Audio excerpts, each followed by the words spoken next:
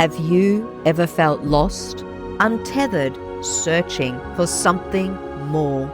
Welcome to Angelic Footprints, where the spirit meets the road on a journey to self-healing and rediscovery. I'm Dagmar, your host, psychic medium and seasoned traveler. Each week, we'll explore the world of angels and personal transformation. We're going to dive into compelling histories and captivating mythology. You're going to hear remarkable, real-life angel encounters and discover how you too can connect with the angels guiding your path.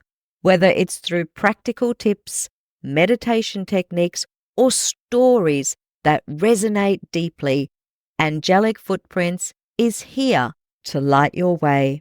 From mystical journeys to profound self-discovery, let's embark on this transformative journey together. Are you ready to find your angelic guide? Then subscribe to Angelic Footprints today and step into a world where angels walk beside you every step of the way.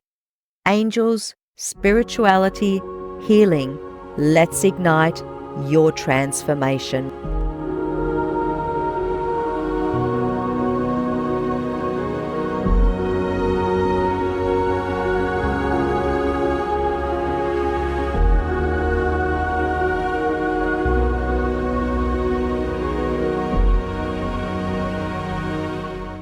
Hello, everybody, and welcome to Angelic Footprints. Now, I promised you all some wonderful guests, and today we have Chantalynn, who is a wonderful holistic wellness and lifestyle influencer. And she's here today to share with us all her story. Let me tell you a little bit more about Chantalynn. She's the curator of all things great and what makes your heart sing.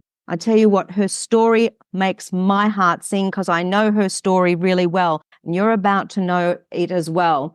She's a community builder, a busy mompreneur, consciously raising her 18-year-old son. She's an activist for Cancer Schmancer, a former president of the Santa Monica chapter of the Holistic Chamber of Commerce. She's an author and gratitude advocate. Chantalynn, wonderful to have you here. Welcome. Tell me a little bit about yourself.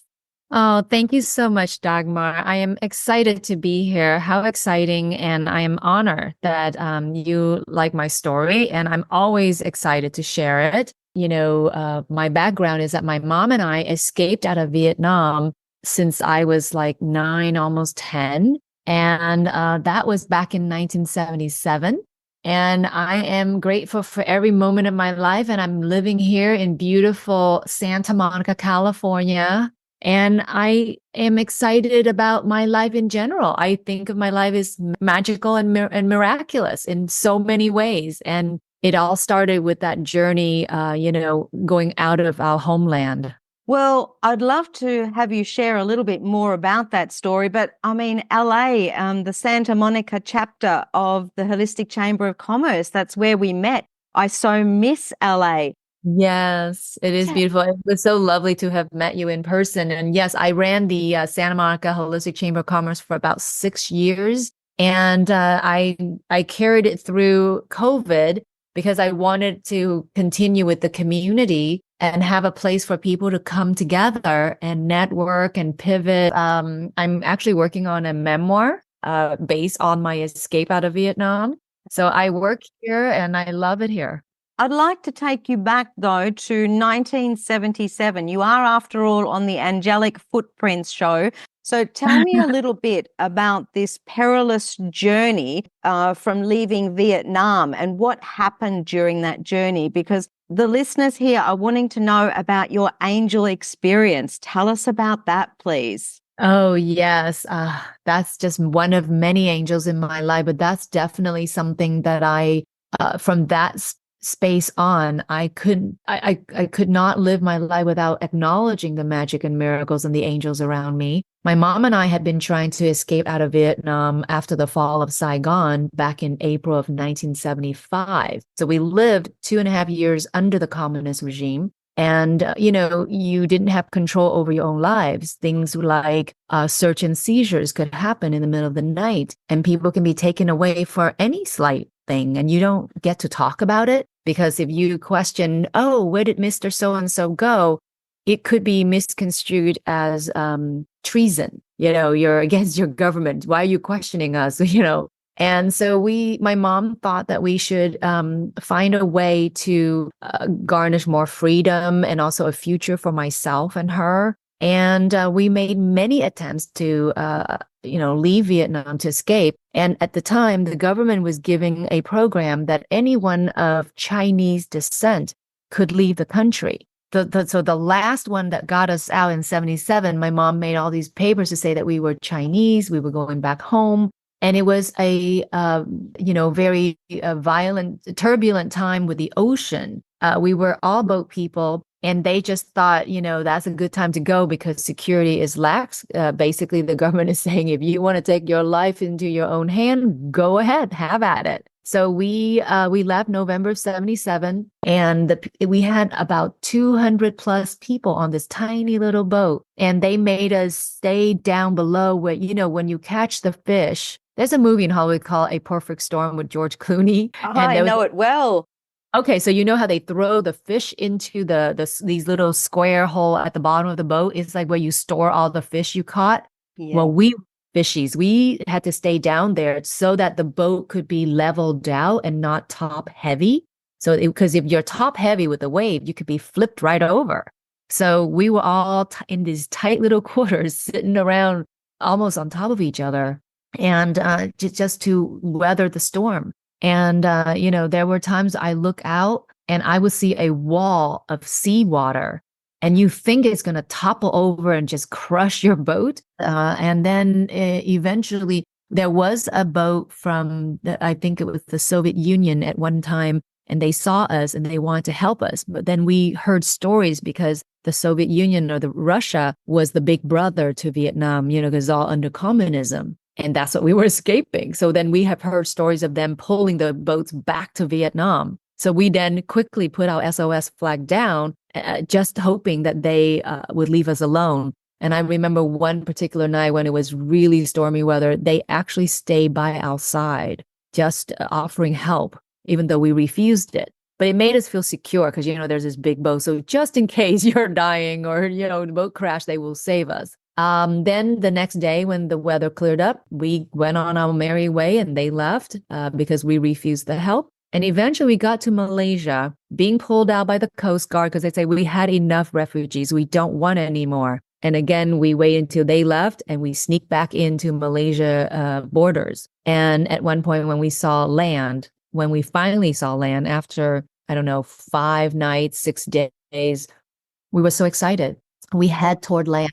And in Malaysia, the island was called, let me think if I remember, Pulau Tangga is, I think, the name. And they have coral reefs underneath, and they would start scraping the bottom of the boat. And it got to the point where the boat cracked in half and water started coming in. So everybody was dispersing in this most chaotic, it was a hard time. And my mom and I tried to stay together. It was just mom and me too. And we tried to stay together, but neither one of us swam. And at one point, a wave would come in and she yanked me out of that little fishing hole seconds before the water filled up the hole. And then we tried to get to shore, but it was really challenging because, like I said, we don't swim. So we remember hearing these men, they're strong men, including the captain. They took the anchor, and the anchor has that rope that attached to the boat. So they took the anchor toward the beach, toward the shore. And I want to say we're about 2 miles out or something but you can see land. And so you get really hopeful because after days being on the boat, we're like, oh my God, we're safe. And, but now we have to deal with surviving the crash, surviving the boat wreck. And so people who were brave enough, they would follow that rope so that they can try to make it to land and not feel lost, and have the current pull you away. Mm. My mom was trying to help me, and I was just, this tiny 9-year-old.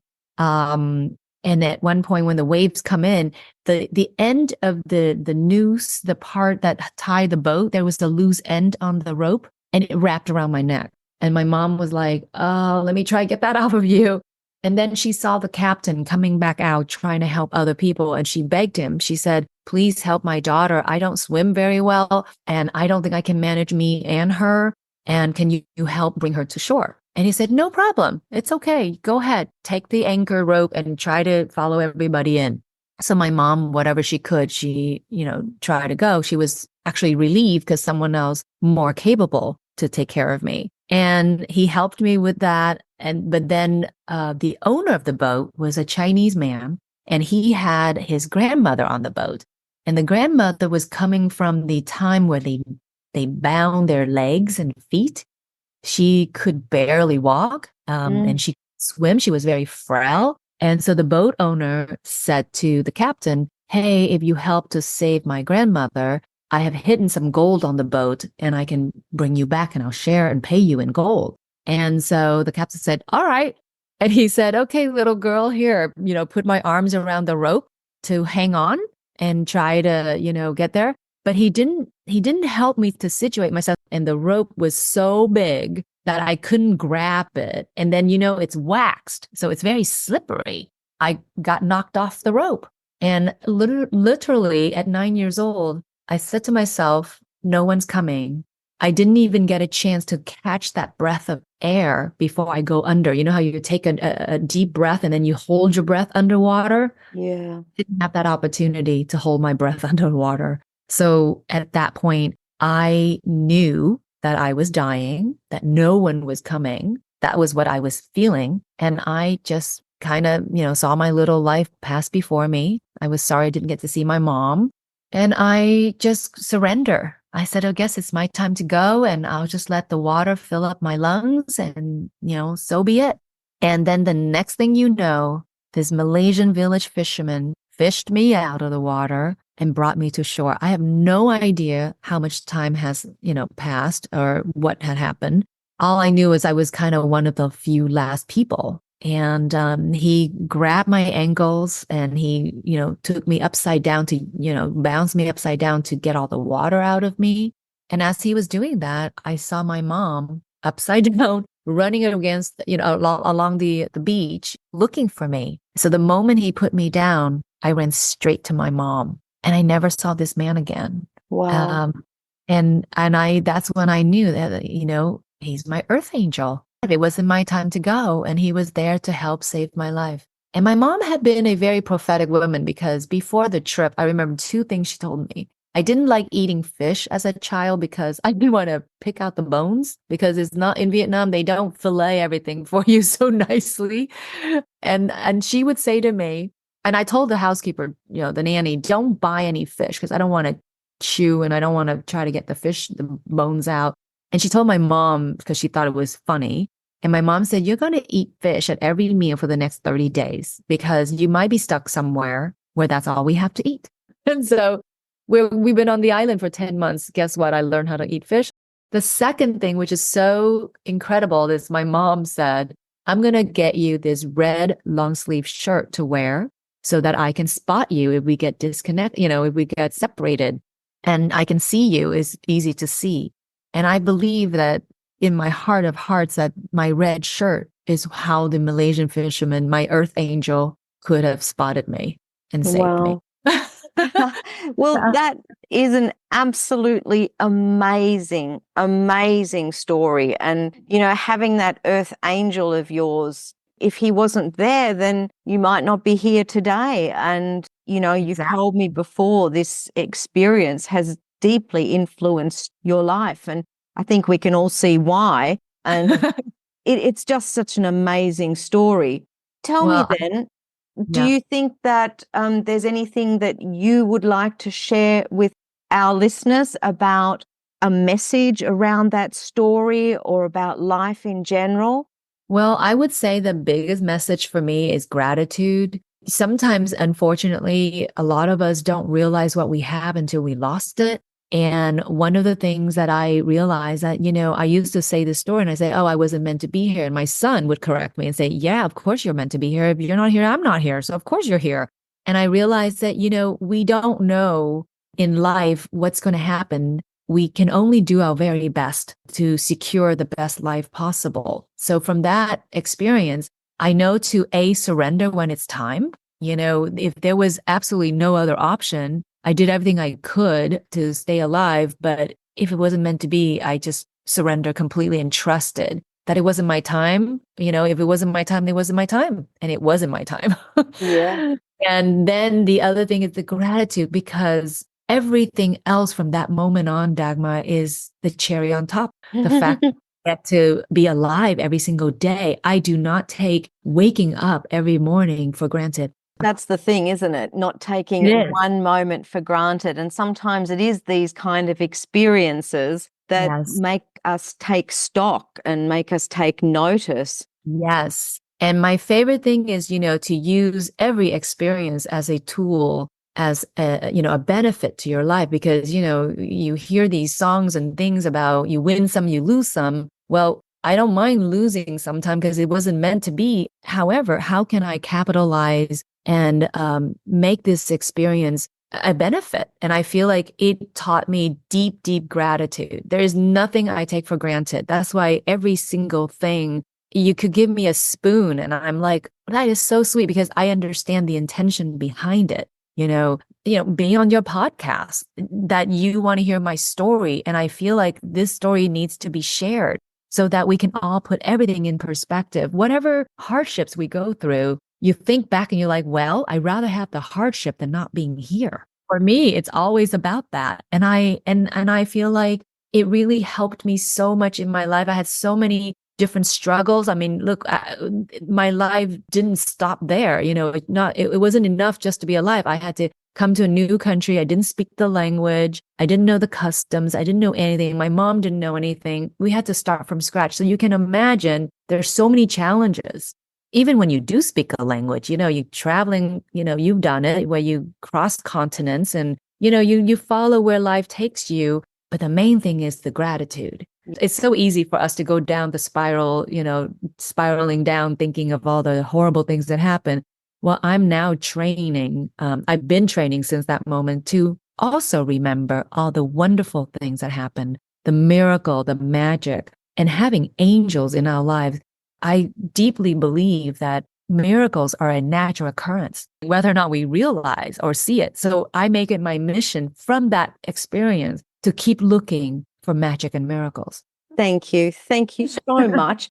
I'm with you too. Having moved countries as a small child, I understand exactly where your story is coming from. It's so similar to mine in so many ways.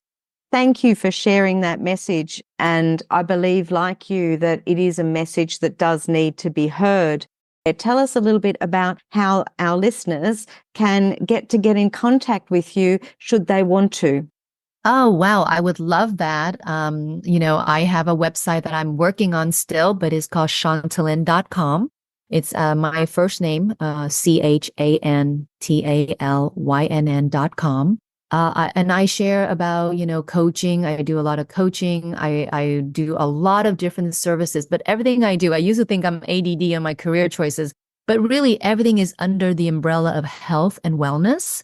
And health and wellness to me is body, mind, and spirit. So I love helping my clients to find magic and joy out of what is there right now, right here, right now. One of my favorite poets is Rumi, and he said, now is the time to know that all that you do is sacred. And I believe that if we live our life, an intentional life, and living it with sacredness and with joy and gratitude, what you focus on expands. So whatever you're enjoying in your life, take a moment and give gratitude. And I'm here to help. I'd love it if people need some little help, because, sometimes it's hard. You need someone to maybe not teach you anything new, but to remind you how magical and wonderful you are. And how do you tap back into that divine source? I think we all need a little bit of that, don't we? I mean, the world is all just a little bit crazy at the moment. So, having that little bit of connection to magic and having a reminder of how special we all are is truly a gift. Absolutely. Chantalynn, thank you so much for sharing your story, and hopefully some of you, if you are interested in connecting with Chantalynn, please do get in touch with her. She's given you her details. I will put it all onto the website so that you have it for future reference as well. Thank you so much for being here, Chantalynn. It's been such a pleasure having you here. And until next time, blessings, and we will meet again. Thank you, thank you, thank you. I am so grateful for the opportunity, and I'm grateful for you, Dagmar, not just for all that you do, but for who you are being. You are a blessing, and I so appreciate that. Thank you. Thank you so much. If you found this episode valuable, please share information about the show with 3 people who you believe would find it beneficial. If you enjoyed the show, please consider leaving a 5-star review on the platform where you're listening. Until the next episode, blessings, and may your life be filled with hope and inspiration.